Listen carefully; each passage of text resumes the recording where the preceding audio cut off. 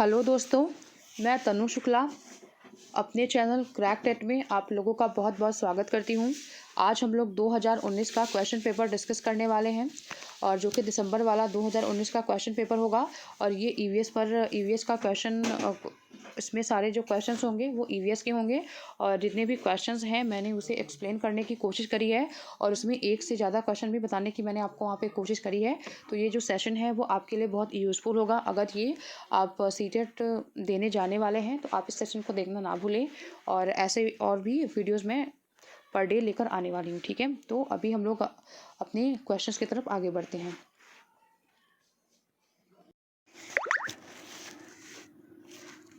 हम लोग अपने पहले क्वेश्चन पर पहुंच गए हैं। आज हम लोग जैसा कि आप लोग को मैंने पहले भी बताया, एक बार फिर से बता रही हूँ, हम लोग ईवीएस के 2019 के क्वेश्चन पेपर को डिस्कस करने वाले हैं। और लोगों को ज़्यादा परेशान होने की ज़रूरत है नहीं, क्योंकि जिन्होंने पहले एग्ज़ाम दे लिया है वो सोच रहे होंगे कि कुछ ईवीएस में एक्स्ट्रा पढ़ लेने से वो क्वेश्चंस आ जाएंगे। तो ऐसा कुछ होगा नहीं, क्योंकि ये एग्ज़ाम जो कंडक्ट किया जाता है वो मतलब नए लोगों के लिए ही कंडक्ट किया जाता है। आप कितनी बार दे रहे हैं इससे कोई मतलब होता नहीं है। इसलिए ईवीएस का जो लेवल है वो तो वही रहने वाला है एग्ज़ाम में। एनसीईआरटी का लेवल ही ईवीएस में रहने वाला है, तो उसको ही जहाँ पे ज़रूरत होगी वहाँ पे मैं आप लोगों को पॉइंट्स बताते चलूँगी। और अगर आप लोगों ने ईवीएस के लिए एनसीईआरटी को कवर कर लिया है तो आपको ज़्यादा परेशान होने की ज़रूरत है नहीं, क्योंकि 10 से 12 क्वेश्चन आपको डायरेक्टली एनसीईआरटी से मिलेंगे। 2-3 क्वेश्चन हैं वो जो कि इधर उधर से आ सकते हैं, तो उसमें कोई बहुत बड़ी बात नहीं है। हर सेक्शन में 1-2 क्वेश्चन जो होते हैं वो आते ही हैं, ठीक है। और पहला क्वेश्चन है आज का हमारा कि निम्नलिखित में से कौन अंतर्राष्ट्रीय ख्याति प्राप्त वेट लिफ्टर हैं, ठीक है। 2019 में ये क्वेश्चन आया हुआ है कि अंतर्राष्ट्रीय ख्याति प्राप्त वेट लिफ्टर कौन है, इंटरनेशनल फेम किसको मिला है वेट लिफ्टर में। तो पहला ऑप्शन है सुनीता विलियम्स को, दूसरा ऑप्शन है बछेंद्री पाल को, तीसरा ऑप्शन है सूर्यमणि को, चौथा ऑप्शन है कि कर्णम मल्लेश्वरी को। तो अंतर्राष्ट्रीय ख्याति प्राप्त जो वेट लिफ्टर हैं वो डायरेक्टली हम आंसर को मार्क करते हैं, कर्णम मल्लेश्वरी हैं। सबसे पहले तो हमें ये याद रखना है, सबसे सरल क्वेश्चन जो है वो 2019 में पूछा गया था कर्णम मल्लेश्वरी से, क्योंकि इसमें किसी को कोई कन्फ्यूजन थी नहीं। सुनीता विलियम्स जो है वो अंतरिक्ष में गई थी और बछेंद्री पाल माउंट एवरेस्ट पे चढ़ी थी। और जो ये कर्णम मल्लेश्वरी हैं वो वेट लिफ्टर थी। इनके बारे में हमें सबसे इम्पॉर्टेंट पॉइंट ये याद रखना है कि जो कर्णम मल्लेश्वरी हैं वो कहाँ की हैं। तो कर्णम मल्लेश्वरी जो है वो आंध्र प्रदेश से बिलोंग करती हैं। सबसे इम्पॉर्टेंट पॉइंट यही है इनके बारे में याद रखने के लिए। और ये एक वेट लिफ्टर हैं और 130 किलो का, मतलब 130 किलो तक का ये वेट लिफ्ट करती हैं, उठाती हैं ये। और जब ये 12 वर्ष की थी तभी से ये वेट लिफ्टिंग कर रही हैं, तभी से ये कर रही हैं वेट लिफ्टिंग। और इन्होंने इस सेक्टर में मतलब 29 पदक को भी जीता है। और उसके अलावा इनके जो फादर हैं वो पुलिस हैं और इनकी 4 बहनें हैं वो भी वेट लिफ्टिंग करती हैं। लेकिन यहाँ से क्वेश्चन आपको सिर्फ 3 ही क्वेश्चन जो है वो इनके बारे में पूछा जा सकता है कि ये किस स्टेट से बिलोंग करती हैं। आंध्र प्रदेश से ये बिलोंग करती हैं। 130 केजी का ये भार उठा लेती हैं।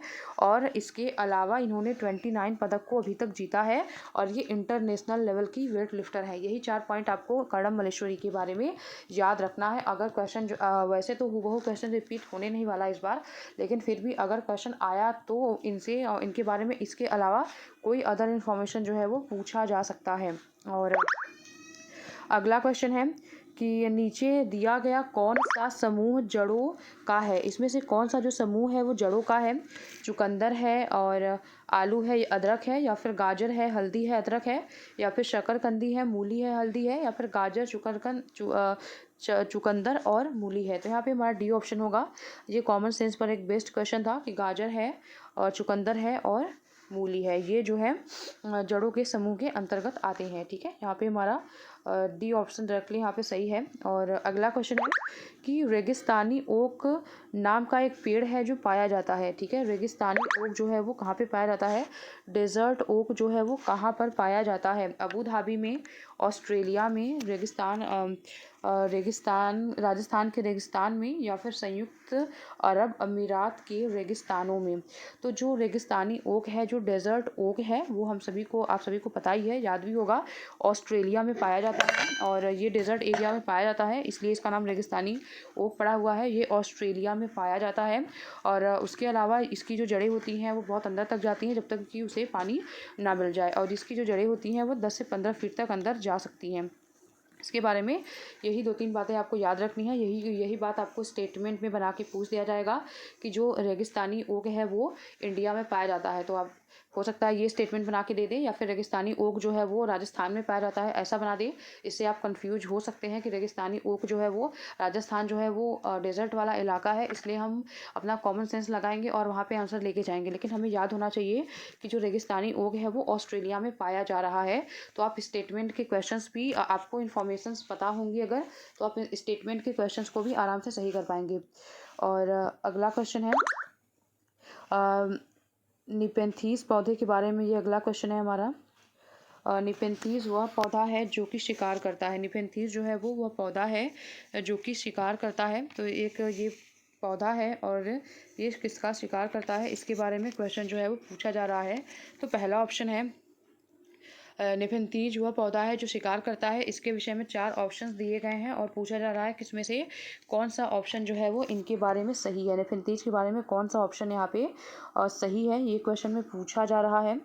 तो अगर हम पहले ऑप्शन को देखें तो यह पौधा ऑस्ट्रेलिया, इंडोनेशिया और मेघालय में पाया जाता है। तो ये क्वेश्चन जो है आने की और संभावनाएं बढ़ जाती हैं। इसको दूसरे तरीके से पूछ दिया जाएगा कि निपेंथीज जो है वो किस जगह पर पाया जाता है, या फिर निपेंथीज जो है वो भारत में किस स्टेट में पाया जाता है। तो भारत के मेघालय में पाया जाता है, ऑस्ट्रेलिया में और इंडोनेशिया में। तो ये जो पहला स्टेटमेंट है ये तो बिल्कुल राइट है कि जो निपेंथीज का पौधा होता है, निपेंथीज का जो पौधा होता है वो ऑस्ट्रेलिया में, इंडोनेशिया में और इंडिया के मेघालय में पाया जाता है। 3 जगह आपको याद रखना है क्योंकि एनसीईआरटी में इस 3 जगह के बारे में बात हुई है। और दूसरा है कि इसका आकार घड़ी जैसा होता है और इसका मुंह एक पत्ती से ढका रहता है। पिक्चर लाइक शेप होता है इसके, जो इसका आकार होता है वो पिक्चर लाइक शेप होता है। आप लोगों ने अगर एनसीईआरटी पढ़ी होगी तो उसमें इसका पिक्चर भी देखा होगा। पिक्चर लाइक शेप होता है इसका इस तरीके से कुछ, और उसका मुंह जो होता है वो पत्ती से ढका होता है, और इसका जो मुंह होता है वो पत्ती से इस तरीके से कुछ होता है ये, और इसका जो मुंह होता है वो पत्ती से ढका होता है। ये कथन भी बिल्कुल सही है। इसके बारे में ए और बी तो यहाँ पे सही है। अब देखना है कि सी सही है या नहीं। यह केवल वाला स्टेटमेंट हमेशा नेगेटिव होता है, पहली बात। और दूसरी बात ये कि जो निपेंथीज पौधा होता है वो मांसाहारी भी होता है और कीटभक्षी भी होता है। तो बस ये कीटों को, छोटे कीड़े मकोड़ों को नहीं खाता है, इसके साथ साथ ये छोटे कीड़े मकोड़ों को साथ साथ ये चूहों को भी खाता है। ठीक है, ये चूहों को भी खाता है और उसके बाद ये मेंढक को भी खाता है। ये मेंढक को भी खाता है, तो ये इसलिए ये मांसाहारी भी है। कीड़ों को खाता है इसलिए कीट पक्षी हो गया, और उसके अलावा ये चूहों और मेंढक को खाता है इसलिए ये मांसाहारी भी हो गया। तो ये जो निपेंथीज है वो केवल छोटे कीड़े मकोड़ों को नहीं खाता बल्कि ये मेंढक को भी खाता है। ये मेंढक को भी खाता है और चूहों को भी खाता है, इसलिए ये मांसाहारी भी है। इसलिए हमारा सी वाला स्टेटमेंट जो है वो राइट नहीं होगा। तो सी वाला राइट नहीं होगा, सी वाला राइट नहीं होगा। और बी तो राइट है, लेकिन अब हमें डी भी देखना। ए और बी तो डायरेक्टली हमारा राइट हो रहा है। डी देखते हैं कि यह छोटे कीड़े मकोड़ों को खींचने के लिए मोहक आवाज़ निकालता है। तो ये मोहक आवाज़ नहीं निकालता बल्कि ये मोहक सुगंध निकालता है। ठीक है, ये स्मेल निकालता है, अच्छी स्मेल देता है। ये मोहक सुगंध निकालता है जिससे कि इसमें जो इंसेक्ट हैं वो फंस जाते हैं और बाहर नहीं निकल पाते हैं। तो एक बार मैं फिर से आपको इसके बारे में 3-4 बातें क्लियर करती हूँ जहाँ से नेक्स्ट टाइम क्वेश्चन बनने की संभावनाएं हैं। तो यहाँ पे आंसर हमारा ए सही हो गया। ठीक है, यहाँ पे हमारा आंसर जो है वो ए सही हो गया। जो ये निपेंथीज का पौधा होता है वो ऑस्ट्रेलिया, इंडोनेशिया और भारत के मेघालय में पाया जाता है, और इसका आकार जो है वो घड़े के जैसा होता है, और इसका मुख जो होता है वो पत्ती से ढका हुआ होता है। इसका मुंह जो होता है वो पत्ती से ढका हुआ होता है। और इसके अलावा ये हो सकता है कि नेक्स्ट स्टेटमेंट ये बना दें कि ये जो निपेंथीज का पौधा होता है वो मांसाहारी होता है, या फिर केवल मांसाहारी होता है, या केवल कीटभक्षी होता है। तो आपको ये याद रखना है कि ये मांसाहारी भी होता है और ये कीटभक्षी भी होता है। तो मांसाहारी अगर ये है तो ये किसको खाता है, ये मांसाहारी अगर ये है तो ये चूहों को खाता है और उसके अलावा ये मेंढक को खाता है। और ये मोहक मोहक सुगंध फैलाता है, जिससे कि इंसेक्ट आके उसके में फंस जाते हैं, उसके मतलब ये फीचर लाइक जो शेप होता है उसमें फंस जाते हैं और ये अपना ढक्कन बंद कर लेता है। और ये जो नेफेंथीज के पौधे होते हैं वो प्रकाश संश्लेषण भी करते हैं, ठीक है, फोटो सिंथेसिस भी ये करते हैं। इतने पॉइंट हमें इसके बारे में याद रखने हैं। और अगला क्वेश्चन है हमारा आज का, कि भारत की आज़ादी से पहले महात्मा गांधी ने दांडी के समुद्र तट तक अपनी प्रसिद्ध यात्रा किया था, वह भारत के नीचे दिए गए किस राज्य में स्थित है? ठीक है, आज़ादी से पहले मतलब इसे हम दांडी के समुद्र तट तक गांधी जी ने जो यात्रा की थी उसे हम दांडी मार्च कहते हैं। और ये जो क्वेश्चन है वो मतलब इसके बारे में एनसीईआरटी में दिया गया है, इसलिए ये क्वेश्चन यहाँ पे पूछा गया है। तो ये जो दांडी यात्रा थी गांधी जी की 1930 में हुई थी, ठीक है, ये जी की जो दांडी यात्रा थी ये 1930 में हुई थी। और ये 12 मई 1930 से में स्टार्ट हुआ था, 6 अप्रैल 1930 को ख़त्म हुआ था। लेकिन इतना डिटेल में एनसीईआरटी में दिया नहीं गया है, सिर्फ इतना ही दिया गया है कि दांडी मार्च जो है इसे कि नमक सत्याग्रह के नाम से भी जानते हैं, दांडी मार्च को नमक सत्याग्रह के नाम से भी जानते हैं, आप इसे याद रखेंगे। और ये 1930 में दांडी मार्च जो है वो हुआ था और गांधी जी ने इसे लीड किया था। और ये किस राज्य में है? तो ये गुजरात राज्य में है। और अगर पर्टिकुलर प्लेस पूछ लिया जाए तो गुजरात राज्य के साबरमती में, अहमदाबाद जो है अहमदाबाद के साबरमती में है, ठीक है, अहमदाबाद के साबरमती में है ये। तो आपको ये दोनों याद रखना है कि गुजरात स्पेशली पर्टिकुलर स्थान जो था वो साबरमती था, और ये साबरमती जो है वो अहमदाबाद में पड़ता है, और अहमदाबाद जो है वो गुजरात में पड़ता है। तो हमें इतनी बात याद रखनी है दांडी मार्च के बारे में। दांडी मार्च को नमक सत्याग्रह भी कहते हैं। 1930 में ये हुआ था और गांधी जी ने इसे लीड किया था, और साबरमती आश्रम से ये शुरू हुआ था। और साबरमती कहाँ पे पड़ता है? तो गुजरात में पड़ता है। इतनी बात हमें इसके बारे में याद रखनी है। और अगला क्वेश्चन है कि उच्च ज्वर, तेज बुखार के साथ कपकपी, जिसका उपचार सिनकोना की पेड़ की छाल से किया जाता है, वह क्या है? उच्च ज्वर हो गया, उच्च ज्वर मतलब कि तेज बुखार के साथ कपकपी हो रही है, ठीक है, तेज बुखार है और शरीर जो है वो काँप रहा है, जिसका उपचार सिनकोना की पेड़ की छाल से किया जाता है। तो पहली बात तो यहीं से 2 क्वेश्चन बन जाते हैं। पहले इसका जो आंसर होगा वो क्या होगा?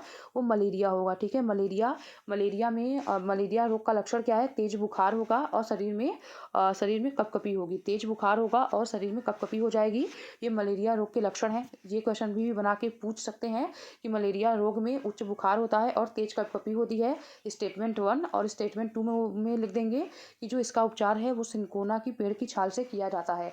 इसमें से बताइए कौन सा स्टेटमेंट सही है, कौन सा स्टेटमेंट गलत है। तो इस स्टेटमेंट से ही 2 क्वेश्चन आराम से बन सकते हैं।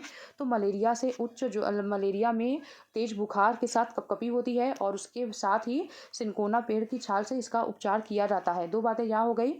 और उसके बाद ये जो मलेरिया है वो प्रोटोजोअल डिसीज़ है, प्रोटोजोआ से होने वाली एक बीमारी है, और इसको एक मच्छर जो है वो फैलाती है, जो कि एनाफिलीज मच्छर जो है वो मलेरिया को फैलाती है। एनाफिलीज जो है वो मादा मच्छर जो होती है वो मलेरिया को फैलाती है, देखो फीमेल मच्छर ये होती है। हो सकता है स्टेटमेंट ये बना दिया जाए कि मलेरिया को एडीज इजिप्टी नामक मादा मच्छर फैलाती है, तो आप कंफ्यूज हो जाएंगे। डेंगू को फैलाने वाली एडीज इजिप्टी मच्छर होती है और मलेरिया को फैलाने वाली एनाफिलीज होती है, ठीक है, आपको ये दोनों में अंतर याद रखना है। तो मलेरिया जो है वो प्रोटोजोआ से होने वाली एक बीमारी है, और ये एनाफिलीज मच्छर से ये होता है, एनाफिलीज मच्छर इसको फैलाती है, ठीक है।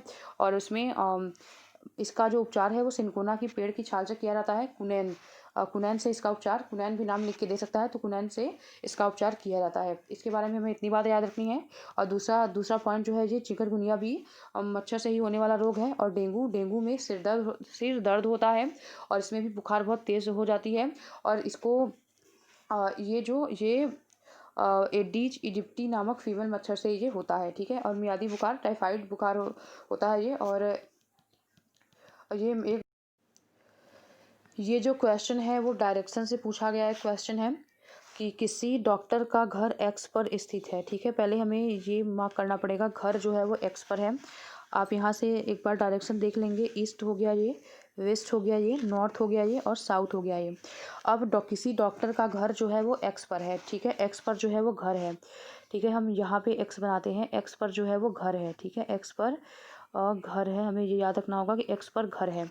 और उसका अस्पताल वाई पर है, वाई पर अस्पताल है। एक्स पर घर है और वाई पर अस्पताल है। डॉक्टर के घर से अस्पताल जाने के लिए कोई सीधी सड़क नहीं है, अतः डॉक्टर पहले ए पर जाते हैं। पहले एक्स जो है वो ए पर जाते हैं, तो उन्हें ए पर जाना है और एक्स के ठीक पूर्व में 600 मीटर की दूरी पर उन्हें जाना है। तो एक्स का जो पूर्व होगा, आप इसके हिसाब से देख सकते हैं, एक्स का जो पूर्व होगा इधर होगा और इन्हें 600 मीटर की दूरी पर जाना है और तब वो ए पर पहुँचेंगे।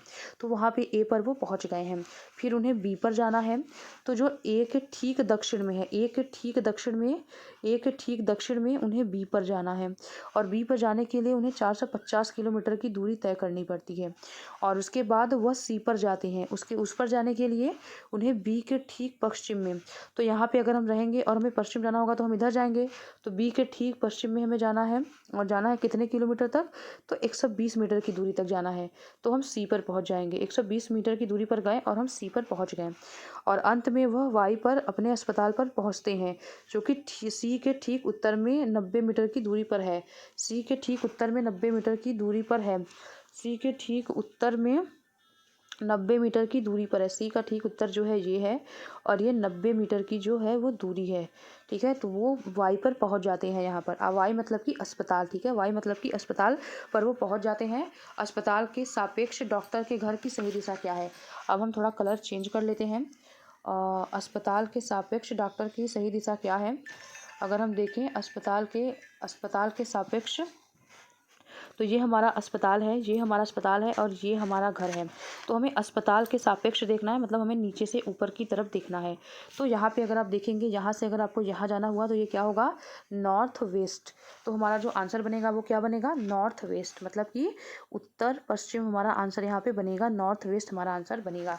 अगर वो घर से अस्पताल की पूछता तो ऊपर से हमें नीचे आना पड़ता, तो हम इसे साउथ ईस्ट लगाते। लेकिन यहाँ पे अस्पताल के सापेक्ष डॉक्टर के घर की दूरी पूछा जा रहा है, इसलिए हम इसे नॉर्थ वेस्ट लगा रहे हैं। मुझे लगता है आप लोग को ये समझ में आया होगा और ये क्वेश्चन जो है वो काफ़ी कॉमन सेंस पर बेस्ड क्वेश्चन ही होता है ये। और ये नॉर्थ वेस्ट यहाँ पे सही आंसर है, जो कि हमारा यहाँ पे बी दिया हुआ एक आंसर जो है वो बी है। नॉर्थ वेस्ट जो है वो बी आंसर हमारा है, यहाँ पे बी आंसर यहाँ पे होगा। और अगला क्वेश्चन है कि चिराओ नाच कहाँ के लोग करते हैं। चिराओ नाच जो है वो कहाँ के लोग करते हैं। चिराओ नाच जो है वो कहाँ के लोग करते हैं। झारखंड के लोग करते हैं, मिजोरम के लोग करते हैं, मणिपुर के लोग करते हैं या फिर मेघालय के लोग करते हैं। तो आपको ये पता होना चाहिए कि चिराओ डांस जो है वो कहाँ के लोग करते हैं। तो ये डांस जो है वो मिजोरम के लोग, चिराओ डांस जो है वो मिजोरम के लोग करते हैं। जब फसल की कटाई होती है तो उसके बाद ये डांस जो है वो परफॉर्म किया जाता है और चिराओ लोगों के द्वारा, मतलब जो कि मिजोरम में ये जो जनजाति होती है, मतलब चिराओ, मतलब मिजोरम में ये लोग मिजोरम के लोगों के द्वारा इसे परफॉर्म किया जाता है, चिराओ डांस। ठीक है, मिजोरम में सेलिब्रेट करते हैं लोग, सेलिब्रेट करते हैं जब मतलब फसल की कटाई को वो लोग सेलिब्रेट करते हैं वहाँ पे, तो वहाँ पे चिराओ डांस जो है वो किया जाता है। चिराओ डांस जो है वो मिजोरम में करते हैं, इसे आपको याद रखना है। हो सकता है कि स्टेटमेंट के फॉर्म में क्वेश्चन जो है वो बना के पूछ दिया जाए कि चिराओ डांस जो है वो यहाँ पे हमारा जो आंसर है वो क्या है, मिजोरम में। हो सकता है वहाँ पे पूछ दिया जाए कि चिराओ डांस जो है वो मणिपुर में किया जाता है और ये फसल की कटाई के समय, मतलब फसल की कटाई को सेलिब्रेट करने के लिए परफॉर्म किया जाता है। तो इसमें से कौन सा स्टेटमेंट सही है, कौन सा स्टेटमेंट गलत है, ऐसे क्वेश्चन भी बन सकते हैं। और एक क्वेश्चन जो है वो हमारे मैप से आते ही हैं इसमें कि तमिलनाडु के निकटवर्ती राज्य कौन कौन से हैं। आंध्र प्रदेश है, उड़ीसा है, कर्नाटक है, केरल है, आंध्र प्रदेश है या महाराष्ट्र है, कर्नाटक है, छत्तीसगढ़ है, केरल है या फिर आंध्र प्रदेश है, केरल है और कर्नाटक है। तो तमिलनाडु के निकटवर्ती राज्य कौन कौन से हैं। तो यहाँ पे आप देखेंगे, अगर ये साउथ इंडिया वाला जो पार्ट है, अगर आप देखें तो पूरी तरीके से बन रहा है। ये जो साउथ इंडिया वाला पार्ट है, ठीक है, ये जो हमारा साउथ इंडिया वाला पार्ट है, तो ये जो साउथ इंडिया वाला पार्ट है, हमारा तमिलनाडु कहाँ पे पड़ता है। तमिलनाडु जो क्वेश्चन है, तमिलनाडु जो है वो यहाँ पे पड़ता है। ठीक है, तमिलनाडु जो है वो यहाँ पे पड़ता है और पूछा जा रहा है कि तमिलनाडु के निकटवर्ती राज्य कौन कौन से हैं। तो पहली बात तो आपको पता होना चाहिए कि जो ये उड़ीसा है वो यहाँ पर पड़ता है। ठीक है, इस वाले रीजन में पड़ता है, तो तमिलनाडु से इसका बहुत दूर तक का कोई संबंध नहीं है, तो पहला ऑप्शन तो नहीं होगा। दूसरा ये हो गया महाराष्ट्र। अगर आप देखेंगे तो महाराष्ट्र जो है वो कुछ इस एरिया में पड़ता है और ये पश्चिम में पड़ता है, तो इसका भी तमिलनाडु से कोई संबंध बन नहीं पाएगा। उसके बाद जो ये छत्तीसगढ़ है, छत्तीसगढ़ जो है वो जो ये छत्तीसगढ़ है वो आपको उड़ीसा के ऊपर देखने के लिए मिलेगा। छत्तीसगढ़ आपको इस कुछ रीजन इस इधर रीजन में देखने को मिलेगा। इधर रीजन में आपको देखने के लिए छत्तीसगढ़ मिल सकता है, मिलेगा यहाँ पे। तो छत्तीसगढ़ से भी कोई रिश्ता यहाँ पे है नहीं। डायरेक्टली आपको यहाँ पे डी आंसर जो है वो देखने को मिलेगा। आंध्र प्रदेश देखेंगे अगर आप, तो अगर आप आंध्र प्रदेश को देखेंगे तो आपको इस एरिया में आंध्र प्रदेश देखने को मिलेगा, और यहाँ पे आपको केरल देखने को मिलेगा, यहाँ से केरल देखने को मिलेगा, और इधर आपको कर्नाटका देखने को मिलेगा। तो जो ये आंध्र प्रदेश के निकटवर्ती राज्य कौन कौन से हैं, तो यहाँ पे आंध्र प्रदेश हो गया, ये केरल हो गया, और ये क्या हो गया, ये कर्नाटक हो गया। इसलिए हमारा यहाँ पे डी ऑप्शन जो है वो बिल्कुल सही है। जिसको मतलब थोड़ी सी भी कन्फ्यूजन हो वो अपना नॉर्मल कॉमन सेंस लगाएगा इस तरह के क्वेश्चन में, आप आराम से एलिमिनेट कर पाएंगे कि कौन सा राज्य, हमें नॉर्मली पता होना चाहिए कि कौन सा राज्य जो है वो किस साइड में स्थित है। और अगला क्वेश्चन है जो कि हमारे पेडागॉजी से क्वेश्चन है, पूछा गया है कि एनसीएफ 2005 के अनुसार निम्नलिखित में से क्या प्राथमिक स्तर पर पर्यावरण अध्ययन शिक्षण का उद्देश्य नहीं होना चाहिए। यहाँ पे हमें नेगेटिव पॉइंट को टैकल करना है कि कौन सा पर्यावरण अध्ययन का उद्देश्य नहीं होना चाहिए। विशेषतः प्राकृतिक पर्यावरण के प्रति बच्चे की जिज्ञासा और सृजनात्मकता को बढ़ावा देना। तो सृजनात्मकता और जिज्ञासा को बढ़ावा देना एक ये पॉजिटिव पॉइंट है, और यहाँ पे हमें नेगेटिव पॉइंट को ढूंढना है, इसलिए हमारा ये ऑप्शन तो सही नहीं होगा। अगला है कि अवलोकन, वर्गीकरण और निष्कर्ष निकालने आदि प्रक्रियाओं के माध्यम से बुनियादी संज्ञानात्मक और गत्यात्मक कौशल प्राप्त करने के लिए खोजबीन से जुड़ी और हाथों से करने वाले कार्यों में बच्चों को संलग्न करना। तो हाथों से बच्चों को कार्य करने का मौका दिया जा रहा है। अवलोकन, वर्गीकरण मतलब बच्चा इसमें पूरी तरीके से इन्वॉल्व है, ये भी पॉजिटिव पॉइंट है। हमें नेगेटिव को ढूंढना है, तो ये भी नहीं होगा।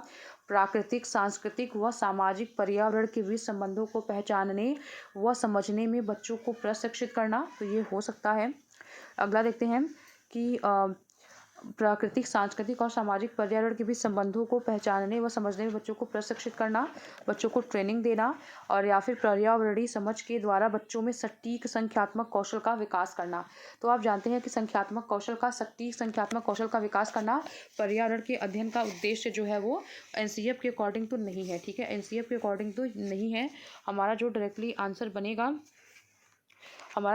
आंसर बनेगा वो क्या बनेगा, वो डी बनेगा, क्योंकि हमें नेगेटिव पॉइंट ढूंढना था और हमें नेगेटिव पॉइंट जो है वो मिल गया है। हमें नेगेटिव पॉइंट ढूंढना था और हमें नेगेटिव पॉइंट जो है वो डी ऑप्शन में है, और उसमें डायरेक्टली ये कहा जा रहा है कि बच्चों में हमें संख्यात्मक कौशल का विकास करना है।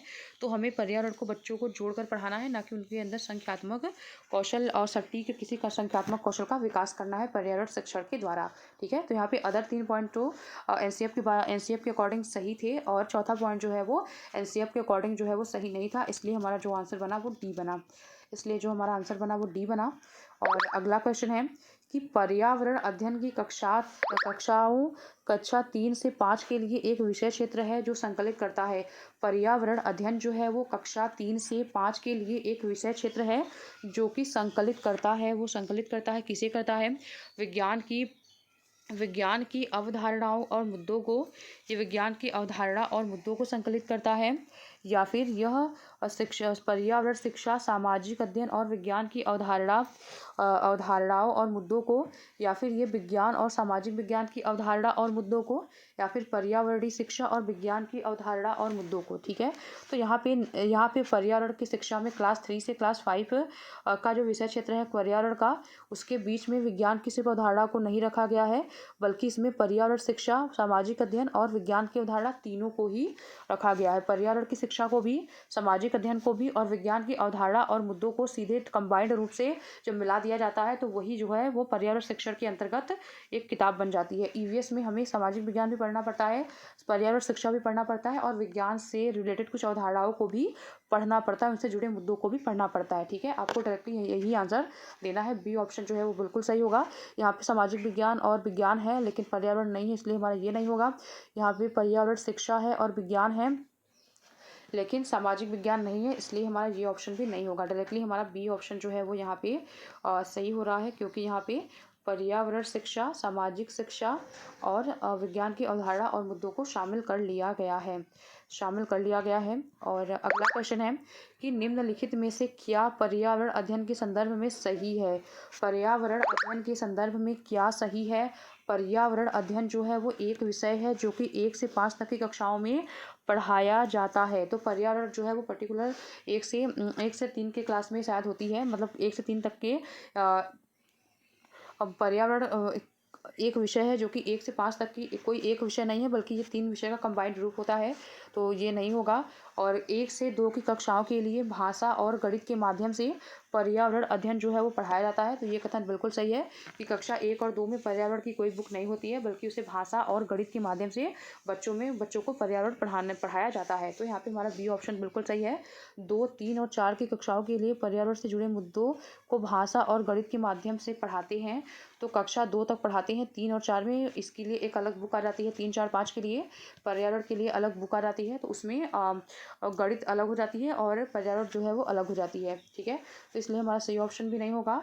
और 1 से 2 तक की कक्षाओं के लिए पर्यावरण से जुड़े मुद्दे विज्ञान और सामाजिक विज्ञान से पढ़ाए जाते हैं, तो ऐसा नहीं है। 3 मतलब क्लास 3 से लेकर 5 तक इसमें सामाजिक विज्ञान और विज्ञान से जुड़े मुद्दे पढ़ाए जाते हैं, लेकिन 1 और 2 में भाषा और गणित के माध्यम से पढ़ाया जाता है। ठीक है, कक्षा 3 से 5 अगर पूछेगा तो वहाँ पे पर्यावरण में सामाजिक विज्ञान और विज्ञान भी पढ़ाया जाएगा, लेकिन अगर क्लास 1 और 2 की बात करेगा तो वहाँ पे गणित, भाषा और गणित के माध्यम से पढ़ाया जाता है। यहाँ पे हमारा बी ऑप्शन जो है वो सही आंसर बनेगा। और अगला क्वेश्चन है कि बच्चों को पर्यावरण अध्ययन को सीखने के लिए खोजने के द्वारा पर्याप्त समय दिया जाता है। यह इंगित करता है कि बच्चों को पर्यावरण अध्ययन को सीखने के लिए खोजने के द्वारा पर्याप्त समय दिया जाता है। यह किसको इंगित करता है? पर्यावरण अध्ययन याद करके सीखा जाता है, तो ये तो बिल्कुल ही गलत है। और उसके बाद खोजने को प्रोत्साहन अगर हम दे रहे हैं वहाँ पे, तो हम याद करने को कभी भी प्रमोट कर नहीं सकते। और उसके बाद अगला है कि पर्यावरण अध्ययन सूचनाओं के द्वारा सीखा जाता है। कि पर्यावरण बच्चों को अगर सिर्फ सूचनाएं दे दी जाए, ऐसे कर लो वैसे कर लो, या फिर कुछ मतलब फैक्ट बता दिए जाए बच्चों को और उससे हो जाएगा, तो ऐसे भी नहीं होगा, क्योंकि यहाँ पे खोजने के द्वारा बात की जा रही है। और पर्यावरण अध्ययन जो है वो बाल केंद्रित है, चाइल्ड सेंटर्ड है। तो ये तो सबसे अच्छी बात कह दी गई, क्योंकि जो चाइल्ड सेंटर्ड होता है, जो बाल केंद्रित शिक्षा होती है, वही खोजने पर बल देती है। शिक्षक केंद्रित शिक्षा जो है वो खोजने पर बल नहीं देती है, इसमें टीचर डोमिनेट करते हैं। तो यहाँ पे हमारा सी ऑप्शन जो है वो बिल्कुल सही होगा कि जो बच्चों को पर्यावरण अध्ययन को सीखने के लिए खोजने के द्वारा पर्याप्त समय दिया जाता है, यह पर्यावरण अध्ययन बाल केंद्रित है। यह इंगित करता है पर्यावरण अध्ययन जो है वो बाल केंद्रित है। यहाँ पे हमारा सी ऑप्शन जो है वो बिल्कुल सही हो जाएगा, इसमें तो अदर ऑप्शन पढ़ने की जरूरत भी नहीं थी। और निम्नलिखित में से कौन सा पर्यावरण अध्ययन पाठ्यक्रम के सुझावित प्रकरणों का उप प्रकरण है? ठीक है, उप प्रकरण मतलब कि जो थीम्स दिए गए हैं उसका सब थीम इसमें से कौन सा है? ठीक है, जो पर्यावरण में जो थीम दिए गए हैं, 6 थीम दिए गए हैं, आप सभी को याद भी होंगे, और उसमें से सब थीम इसमें से कौन सा है वो हमें खोजना है। थीम तो सभी को पता ही होगा कौन कौन से थीम है, 6 थीम है। तो कौन कौन से थीम है आप लोग कमेंट कर सकते हैं, तो कमेंट करिए, नहीं तो मैं बता ही रही हूँ। इसमें 6 थीम है। पहला अगर हम देखें तो फैमिली एंड फ्रेंड है। ठीक है, फैमिली एंड फ्रेंड मतलब परिवार और मित्र। दूसरा जो है वो क्या है? फूड है। दूसरा क्या है? फूड है। और तीसरा क्या है? वाटर है। वाटर है। और चौथा क्या है? अगर हम चौथा देखें तो क्या है? शेल्टर है। चौथा है शेल्टर है। और पांचवा है ट्रैवलिंग। पांचवा क्या है? वो ट्रैवलिंग है। और छठवा जो है वो things we can make and do. ठीक है, तो यहाँ पे 6 थीम की बात की गई है। एक बार मैं फिर से बोलती हूँ। पहला परिवार और मित्र हो गया, दूसरा हो गया भोजन, तीसरा हो गया पानी जल, और चौथा हो गया शेल्टर का मतलब आश्रय या आवास, और पांचवा हो गया ट्रैवलिंग मतलब की यात्रा, और छठवा हो गया things we can make and do, चीज़ें जो हम बना सकते हैं और कर सकते हैं। तो परिवार और मित्र जो है ये थीम में आता है, सब थीम में नहीं आता। ठीक है, सब थीम में नहीं आता ये। भोजन भी एक थीम है, सब थीम नहीं है ये। और हम चीज़ें कैसे बनाते हैं ये भी एक थीम है, सब थीम नहीं है। तो हमारा जो ऑप्शन यहाँ पे सही हुआ वो जानवर होगा, एनिमल जो होगा वो सब थीम के अंतर्गत आता है। और ये सब थीम होता किसका है? तो ये फैमिली और फ्रेंड का सब थीम जो होता है उसके अंतर्गत जो है वो ये एनिमल मतलब जानवर आते हैं। तो फैमिली और फ्रेंड के अंतर्गत क्या क्या आते हैं? रिलेशनशिप आते हैं, वर्क एंड प्ले आता है, एनिमल आता है और प्लांट्स आता है। तो ये चारों जो है वो सब थीम फैमिली और फ्रेंड के अंतर्गत आते हैं। और अगला इससे एक क्वेश्चन जो है वो बन ही जाता है। अगला क्वेश्चन है कि निम्नलिखित में से क्या पर्यावरण अध्ययन के शिक्षक के लिए वांछनीय गतिविधि है? पर्यावरण अध्ययन के शिक्षक के लिए इनमें से क्या एक वांछनीय गति है? विभिन्न कक्षाओं में बहुसांस्कृतिक क्षेत्रों को संबोधित करना, या फिर पर्यावरण अध्ययन की अवधारणाओं से संबंधित महत्वपूर्ण सूचनाओं को बच्चों को दिए जाने के लिए प्रेरित करना, या फिर 6 प्रकरणों को, मतलब 6 जो थीम हैं पर्यावरण के, उनका रेखीय तरीके से आयोजन कर देना, या फिर केवल पाठ्य पुस्तकों पर आश्रित रहना, या फिर केवल पाठ्य पुस्तकों पर आश्रित रहना। तो पहली बात तो केवल पाठ्य पुस्तकों पर आश्रित रहना, ये तो डायरेक्टली अपना ये कट जाता है। और 6 प्रकरण का रेखीय आयोजन, मतलब इस तरीके से एक ही तरीके से उनका आयोजन कर देना, तो ये भी सही नहीं है, ये भी एकदम सही नहीं है। अगला है कि पर्यावरण अध्ययन की अवधारणाओं से संबंधित महत्वपूर्ण सूचनाओं को बच्चों को देने के लिए प्रेरित करना। तो बच्चे जो है वो सूचनाएं देने से मतलब पढ़ नहीं पाते हैं कि मैं मतलब पर्यावरण पढ़ा रही हूँ, प्लांट के बारे में मैंने बच्चों को कुछ सूचनाएं दे दी या लिखवा दिया, उससे कुछ काम होने नहीं वाला। यहाँ पे ए ऑप्शन होगा कि विभिन्न कक्षाओं की बहुसांस्कृतिक क्षेत्रों को संबोधित करना। पर्यावरण अध्ययन के शिक्षक के लिए वांछनीय गतिविधि क्या है? तो वो विभिन्न कक्षाओं के बहुसांस्कृतिक क्षेत्रों को संबोधित करे। यहाँ पे हमारा मल्टी कल्चरल डायमेंशंस को देखना है, विविध कक्षाओं के, डाइवर्स क्लासरूम के। तो विभिन्न कक्षाओं के बहुसांस्कृतिक क्षेत्रों को संबोधित करना, ए ऑप्शन जो है वो बिल्कुल सही होगा। ए ऑप्शन जो है वो बिल्कुल सही होगा। और अगला क्वेश्चन है कि निम्नलिखित में से क्या पर्यावरण अध्ययन के द्वारा बच्चों के निम्नलिखित में से क्या पर्यावरण अध्ययन, यहाँ पे क्वेश्चन है कि निम्नलिखित में से क्या पर्यावरण अध्ययन में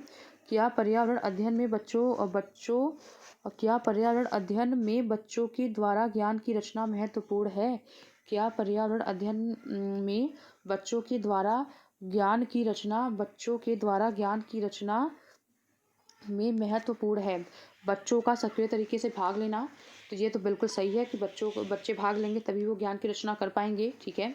बच्चों के समुदाय के सदस्य, तो ये भी इंपॉर्टेंट होते हैं, ये भी सही है, क्योंकि हम अपने समुदाय के सदस्यों से बहुत कुछ सीखते हैं। बहुत सारी चीज़ें ऐसी होती हैं जो हमें किताबों में देखने को नहीं मिलती, बल्कि हम वो व्यवहारिक जीवन में अपने समुदाय, अपने परिवार, अपने पास पड़ोस, अपने विद्यालय, इन सब चीज़ों से हमें मिलती है सीखने को। और पर्यावरण अध्ययन की पाठ्य पुस्तकें और की रचना में महत्वपूर्ण होती हैं। पर्यावरण अध्ययन की पाठ्य पुस्तकों में दी गई व्याख्या और परिभाषा, तो यहाँ पे डायरेक्टली हमारा ABC हो रहा है कि पर्यावरण के अध्ययन की जो पाठ्य पुस्तकें होती हैं ये भी काफ़ी हद तक हमारे सीखने में मदद करती हैं। और उसके बाद ये उसमें दी गई व्याख्या और परिभाषा, तो इससे बच्चे जो है वो ज्ञान का निर्माण नहीं कर सकते। यहाँ पे जो A, B और C है, बच्चे जो है वो सक्रिय रूप से भाग लें, और समुदाय के सदस्य और पर्यावरण की पाठ्य पुस्तक, ये तीनों जो है वो बच्चों के द्वारा ज्ञान की रचना में ये तीनों हेल्प कर सकते हैं। A, B और C जो है बच्चों को हेल्प करते हैं।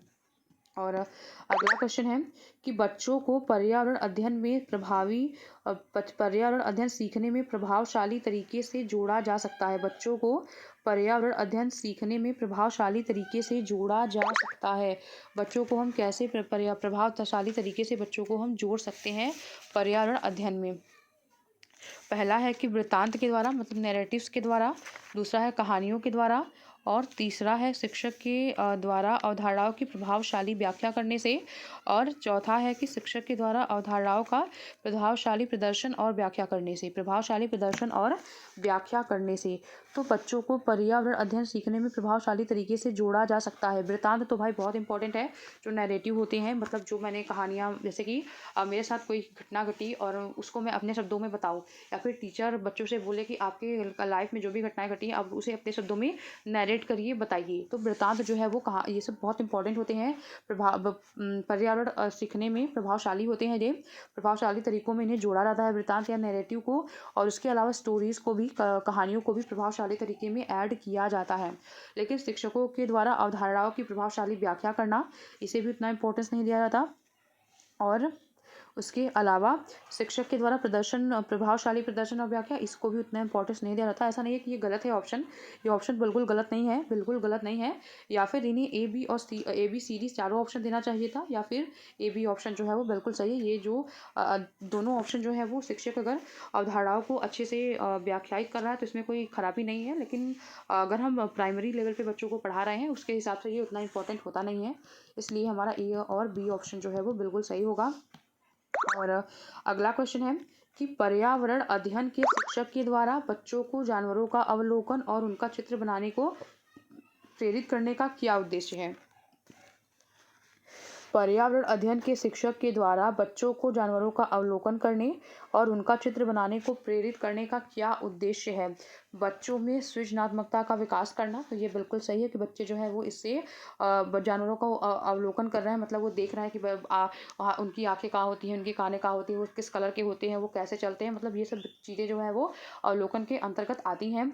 बच्चे जो है वो जानवरों का अवलोकन कर रहे हैं और उनका चित्र बनाने को उनको चित्र बनाने को प्रेरित करने का जो उद्देश्य है, मतलब कि उनको देखकर एक चित्र बनाना, मतलब वो ज़रूरी नहीं है कि आप उनको रियल में दिखा रहे हो जानवरों को, बल्कि आप उनको किताबों में दिखा सकते हैं या फिर प्रोजेक्ट के माध्यम से उन्हें दिखा सकते हैं।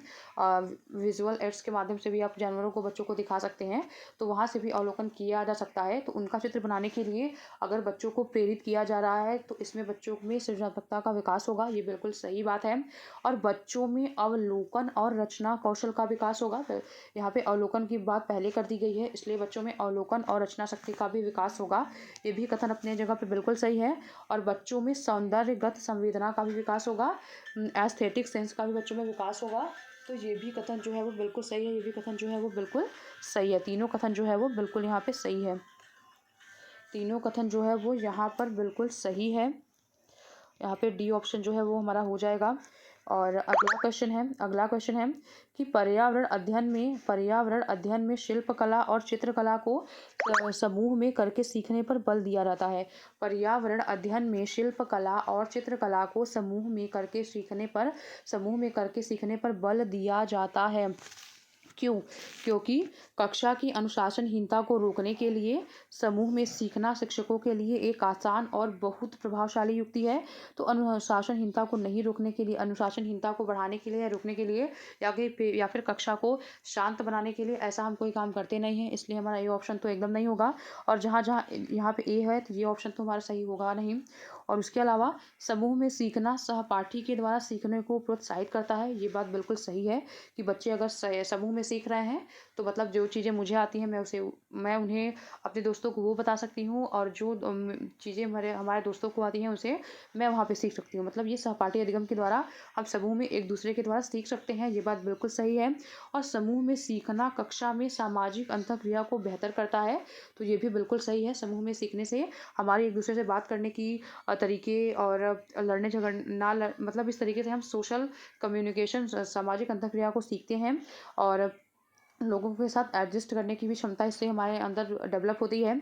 और समूह में सीखना पर्यावरण अध्ययन के पाठ्यक्रम को समय पर पूरा करने में सहायता करता है। ये प्रैक्टिकल लाइफ में लोग भले ही इसको करते हों, लेकिन समूह में सीखना पर्यावरण अध्ययन पाठ्यक्रम को समय पर पूरा करने में सहायता नहीं करता है, ये सहायता नहीं करेगा। बल्कि अगर हम समूह में बच्चों को सिखाएंगे तो वो ज़्यादा टाइम लेगा। जो चैप्टर मैं अगर पढ़ा के एक दिन में ख़त्म कर सकती हूँ, अगर मैं उसको समूह में सिखाऊंगी तो 4 से 5 दिन भी ले सकते हैं सीखने में बच्चे। तो इससे जो है वो समय पर पूरा पाठ्यक्रम पूरा करने में सहायता नहीं मिलेगी। इसलिए हमारा यहाँ पे बी और सी ऑप्शन जो है वो डायरेक्टली यहाँ पे सिर्फ सही होंगे, बी और सी ऑप्शन। यहाँ पे थर्ड ऑप्शन जो है वो हमारा सही आंसर बनेगा, थर्ड ऑप्शन जो है वो हमारा सही आंसर यहाँ पे बनेगा। और अगला क्वेश्चन है कि निम्नलिखित में से क्या पर्यावरण अध्ययन को सीखने का सबसे प्रभावशाली संसाधन है? पर्यावरण सीखने का सबसे प्रभावशाली संसाधन क्या है? परिवार के सदस्य एकदम सही है, समुदाय के सदस्य भी एकदम सही है, समाचार पत्रों के द्वारा भी हम सीखते हैं, और ABCD चारों कहीं पर है नहीं, कक्षा भी कोई ख़राब नहीं था, लेकिन ABCD चारों साथ में है नहीं, इसलिए हमारा सी ऑप्शन जो होगा वो सही होगा। कि सबसे ज़्यादा तो हमारे परिवार का और समुदाय का, हमारे परिवार का सबसे ज़्यादा प्रभाव हमारे ऊपर पड़ता है। उसके अलावा हमारे आस पड़ोस की चीज़ों का भी हमारे ऊपर प्रभाव पड़ता है। और समाचार पत्र देखें या फिर इसकी जगह अगर हम टेलीविज़न लिख दें तो सबसे ज़्यादा प्रभाव तो वर्तमान में अगर देखा जाए तो समाचार पत्र, मतलब अगर इसकी जगह आप टेलीविज़न लिख दें तो उसका सबसे ज़्यादा प्रभाव पड़ रहा है, क्योंकि ज़्यादातर लोग अब लोगों के साथ कम टाइम बिताते हैं और अपने मोबाइल फ़ोन या फिर गैजेट के साथ ज़्यादा टाइम बिता रहे हैं। लेकिन यहाँ पे हमारा सी ऑप्शन जो है बिल्कुल सही होगा। कक्षा भी, ये क्लासरूम भी अपने आप में गलत नहीं था, लेकिन यहाँ पर डी ऑप्शन ABCD साथ में था नहीं, इसलिए हमारा सी ऑप्शन जो है वो सही है। और यहाँ पे पूछा भी गया है कि सबसे प्रभावशाली संसाधन जो है वो कौन सा है, तो वो A, B और C है, ठीक है।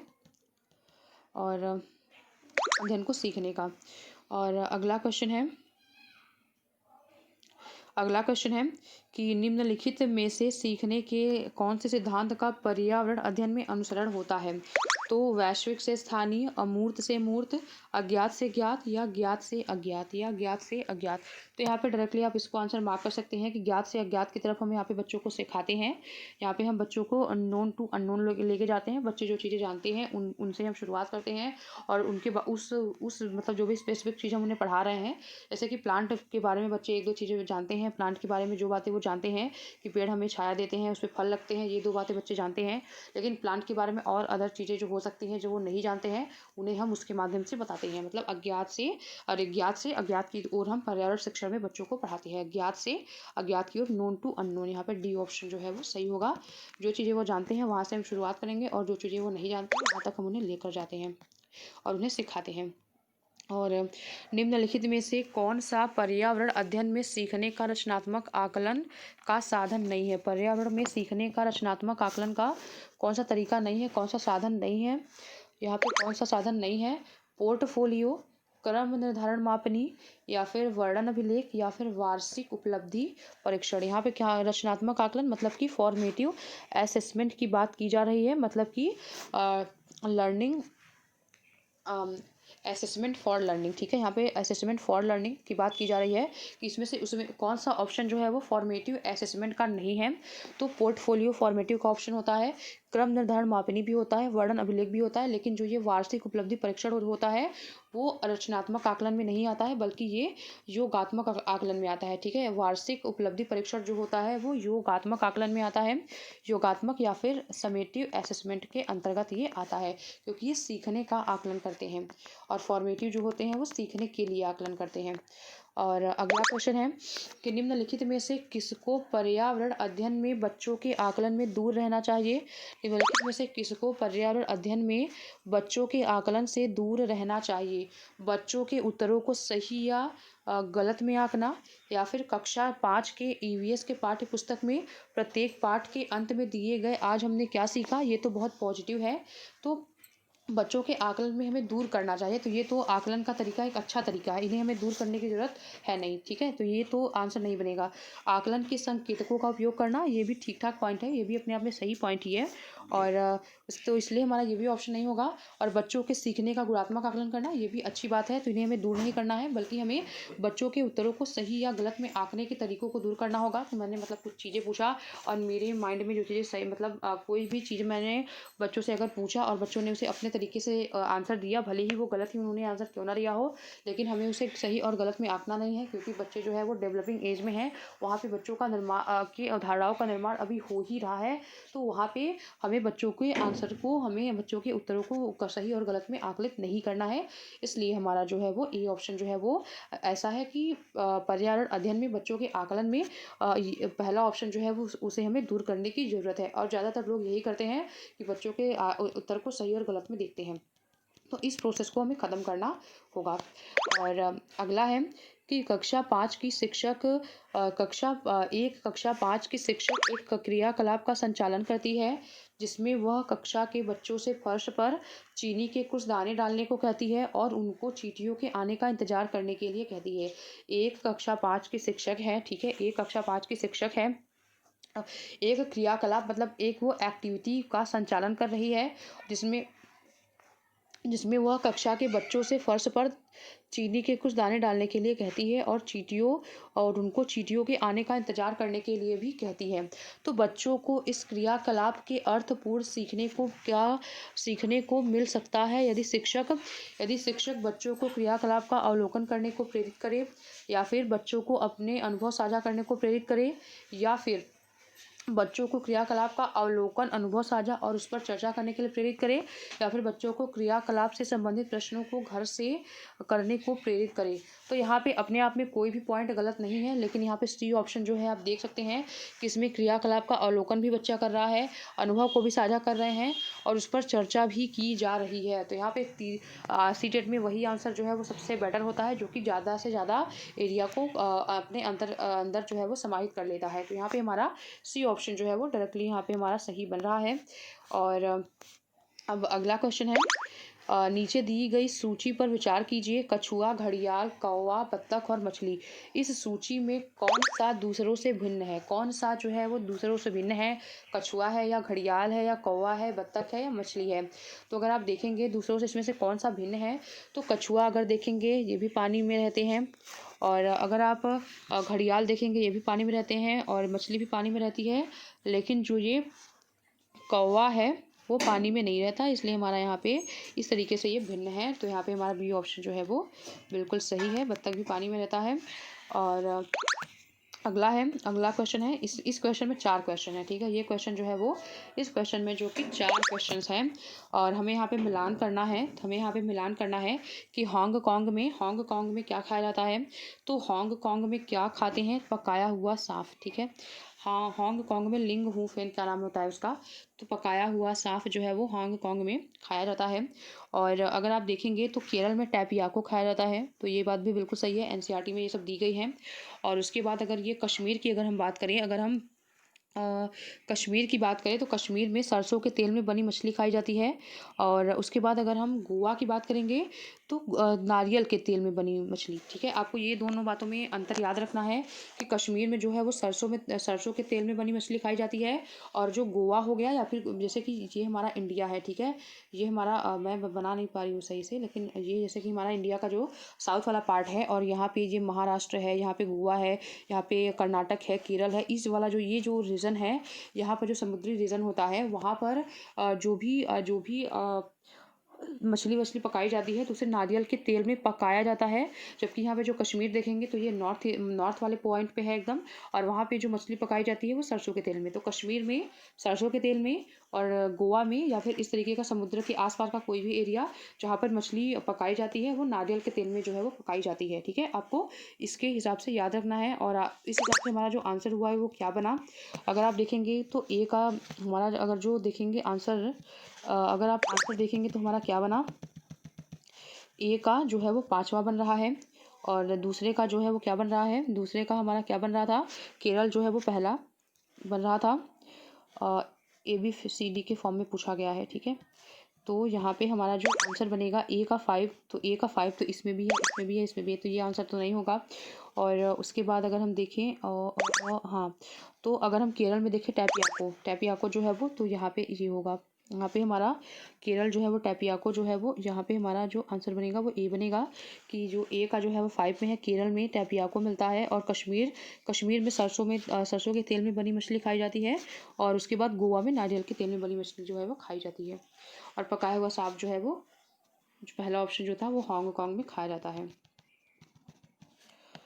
और अगला क्वेश्चन है कि नीचे दिए गए पक्षियों की कौन सी प्रजाति झटके से अपनी गर्दन आगे पीछे करती है। झटके से अपनी गर्दन जो है वो आगे पीछे कौन करती है, तो वो मैना है। और उल्लू जो है वो 360 डिग्री अपने गर्दन को पीछे कर सकती है, अपने नेक को पीछे कर सकती है। लेकिन झटके से आगे पीछे की बात जो है वो मैना होगा आंसर। यहाँ पे डी ऑप्शन जो है वो बिल्कुल सही है। और अगला क्वेश्चन है कि घरों के नीचे दिए गए विवरण पर विचार कीजिए। और घरों के बारे में नीचे जो है वो विवरण दिए गए हैं, उन पर हमें विचार करना है। कि राजस्थान में गांव के लोग मिट्टी के घरों, जिनकी छतें कटीली झाड़ियों की होती हैं, में रहते हैं।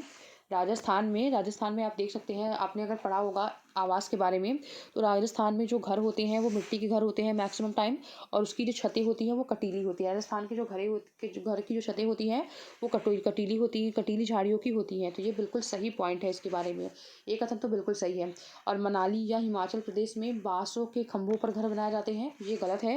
क्योंकि बांसों के खंभों पर जो घर बनते हैं वो असम में बनते हैं, और जहाँ पे बारिश ज़्यादा होती है उस एरिया में बांस के खंभे के ऊपर जो है वो घर बनाए जाते हैं, ताकि जो बारिश है वहाँ तक, जो फ्लड अगर बाढ़ आए तो वहाँ तक ना पहुँच सके, ठीक है। तो ये आसाम में ऐसे घर बनाए जाते हैं, ना कि मनाली या हिमाचल प्रदेश में। और उसके बाद लेह में पत्थर के 2 मंजिले घर बनाए जाते हैं, ये कथन भी बिल्कुल सही है। और नीचे की मंजिल पर ज़रूरत का सामान जो है वो जानवरों को रखते हैं। तो उसके बारे में और भी 2-4 पॉइंट है, आप उसे पढ़ लेंगे। कि लेह में पत्थर की 2 मंजिला घर बनाई जाती है, और नीचे की मंजिल पर ज़रूरत का सामान रखते हैं, और उसमें जानवरों को रखते हैं, और ऊपर की मंजिल में वो लोग अपना खुद भी रहते हैं। और जब ज़्यादा ठंड पड़ती है तो वो नीचे की मंजिल में आ जाते हैं, शिफ्ट हो जाते हैं। तो यहाँ पे आपको ए और सी ऑप्शन जो है वो सही है, लेकिन आप ऐसे भी एलिमिनेट कर सकते थे कि जहाँ बी तो एकदम ही नहीं है, कहीं पर भी नहीं है, और ए तो एकदम ही सही है। तो आप इसीलिए अगर आपको सी ऑप्शन पता नहीं भी था तो भी आप ए और सी आंसर टिक कर सकते थे, क्योंकि ए तो एकदम ही सही था और बी एकदम ही सही नहीं था, और उसके बाद अकेला ए कहीं पे ऑप्शन है नहीं, इसलिए हमारा ए और सी ऑप्शन सही हो रहा है। और वैसे भी ले के बारे में ये दोनों बातें हैं एकदम सही कही गई हैं, और जिसने पढ़ा होगा उसने पढ़ा भी होगा। और अगला क्वेश्चन है कि हाथियों के विषय में दिए गए कथन पर विचार कीजिए। हाथियों के विषय में यहाँ पे 4 स्टेटमेंट दिए गए हैं कि हाथी बहुत कम आराम करते हैं और यह एक दिन में केवल 2 से 4 घंटे ही सोते हैं, ये कथन बिल्कुल सही है। हाथी सिर्फ 2 से 4 घंटे सोते हैं, ये कथन बिल्कुल सही है। और एक बड़ा हाथी एक दिन में 200 ग्राम से अधिक पत्तियाँ और झाड़ियाँ खा लेता है। तो ये 200 ग्राम नहीं बल्कि 100 ग्राम की पत्तियाँ और झाड़ियाँ जो है वो खाता है, 100 किलोग्राम की झाड़ियाँ और पत्तियों को खाता है। 200 नहीं है ये, तो यहाँ पे बी ऑप्शन तो कट जाता है। और अगला है कि इन्हें इन्हें पानी और कीचड़ में खेलना बहुत पसंद है, इससे इनके शरीर को ठंडक मिलती है, ये कथन बिल्कुल सही है। अगला है कि किसी हाथी के झुंड में सबसे बुजुर्ग हथिनी ही सभी फैसले लेती है, तो ये कथन भी बिल्कुल सही है, यह कथन भी बिल्कुल सही है। तो हमारा जो आंसर बनेगा क्या बनेगा, बी को छोड़कर, बी जहाँ जहाँ होगा उसे हम काट देंगे। ये यहाँ पर भी बी है, यहाँ पर भी बी है, यहाँ पर भी बी है, यहाँ पे हमारा सी ऑप्शन जो है वो सही आंसर बन जाएगा। और अब आज का जो लास्ट क्वेश्चन है, मतलब ये लास्ट क्वेश्चन ही था, ये हमारा लास्ट ही क्वेश्चन था। तो हम लोगों ने अभी तक ईवीएस के सारे क्वेश्चंस को कर लिए हैं जो कि 2019 के क्वेश्चन पेपर में पूछे गए थे। 2019 के क्वेश्चन पेपर में जितने भी क्वेश्चन जो है वो पूछे गए थे,